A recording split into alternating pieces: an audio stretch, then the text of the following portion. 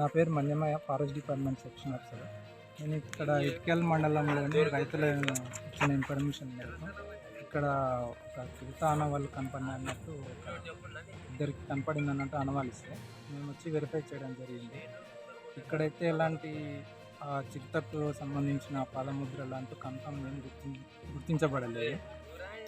కాకపోతే ఎందుకైనా మంచిది, ఇక్కడ వాళ్ళు చూసినామని చెప్తున్నారు కానీ ఎలాంటి ఆనవాళ్ళు కనపడతలేదు. ఓకే, కాకపోతే ఎందుకైనా మంచిది ఇక్కడ రైతులు కొంచెం జాగ్రత్తగా ఉండి ఒక 2-3 రోజులు ఈ ఏరియాలో కొంచెం ఇద్దరు తిరుగుకుంటా జాగ్రత్తగా ఉండాలని కోరుతున్నాను. సార్, ఇప్పుడు చిరుత 2 పిల్లలతో ఉంది అంటున్నారు కదా సార్, అలాంటి ముద్రలు ఏమన్నా మీరు గమనించారా?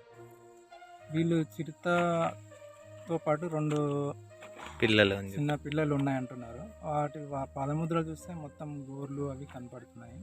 దాన్ని బట్టి అయితే అది చిరుత అన్నట్టు ఐడెంటిఫికేషన్ ఫైనల్గా ఏమి కన్క్లూజన్కి రాలేదు. ఎందుకంటే ఇక్కడ డిస్టర్బ్ అయి ఉన్నాయి కొంచెం పాదముద్రలు. దాన్ని బట్టి కొంచెం మనం కాదని కూడా ఖచ్చితంగా చెప్పలేము.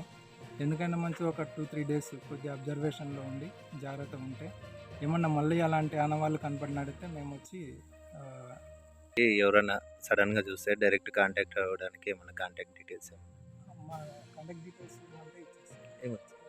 ఫారెస్ట్ సెక్షన్ నా పేరు మన్యమయ్య. ఇలాంటి ఆనవాళ్ళు ఏమైనా కనపడినా నాకు నా నెంబర్కి కాల్ చేయండి. నా నెంబర్ వచ్చేసి 9300249855. ఈ నెంబర్కి కాల్ చేయండి. ఏ టైంలో అయినా మేము అవైలబుల్ ఉంటాము.